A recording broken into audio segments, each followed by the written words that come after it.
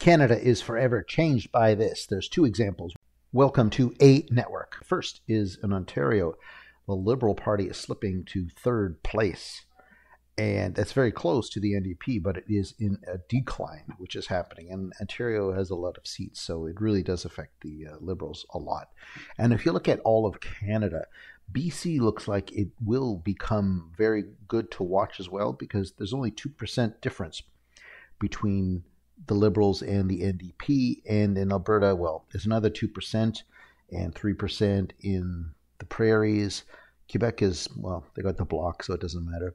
Atlantic Canada seems to have the biggest spread at 6%. Maybe that 6% was when Trudeau allowed for the carbon tax.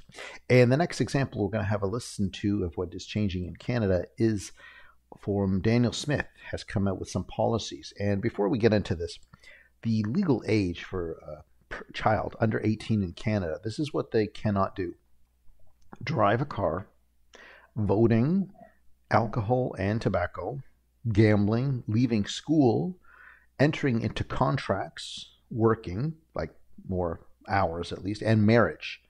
So what she's talking about is something that is allowed from Trudeau, to be exact. He's allowing what she's talking about, and she just wants to put it back over 18. So let's have a listen to what she has to say. First, on the issue of gender reassignment treatments for minors. For minors aged 17 and under, top and bottom gender reassignment surgeries will not be permitted. For children aged 15 and under, puberty blockers and hormone therapies for the purpose of gender reassignment or affirmation will also not be permitted, with the exception of those who've already commenced their treatment at this time. Minors aged 16 and 17 will be permitted to commence hormone therapies for gender reassignment and affirmation purposes, so long as they are deemed mature enough to make these decisions and have parental, physician, and psychologist approval. For transgender adults, our government is currently working to attract one or more medical professionals to practice in Alberta who specialize in transgender surgery to ensure those individuals transitioning have access to an expert in Alberta to assist them with their extremely unique and complex medical needs, rather than going to Quebec, which is now the practice. We will also be building a private registry of medical professionals who specialize in this field to better support the lifelong healthcare needs of transgender Albertans, including access to needed hormones and surgery aftercare. When it comes to classroom instruction on subject matter involving gender identity, sexual orientation, or human sexuality, we will be requiring parental notification and an opt-in requirement for each instance a teacher intends to give formal instruction on these subjects. Furthermore, all third-party resource materials or presentations related to gender identity, sexual orientation, or human sexuality in our K through 12 school system will need to be pre-approved by the Ministry of Education to ensure the materials are age-appropriate. For a minor, age 15 and under, the government will require parental notification and consent for a school to alter the name or pronouns of a child. For 16 and 17-year-olds who choose to alter their name or pronouns, parents do not need to give consent, but they must be notified.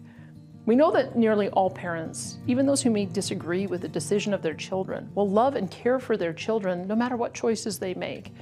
However, in the handful of rare situations where one or both of the parents reject or become abusive to a child who identifies as transgender, we have child protection laws that will be strictly enforced. Wow, there's more to that video. I'll leave a source of where that came from if you'd like to watch more of that. But with all this too, I don't even understand with the vaping, and the secondhand smoke and all this, because they got rid of all that.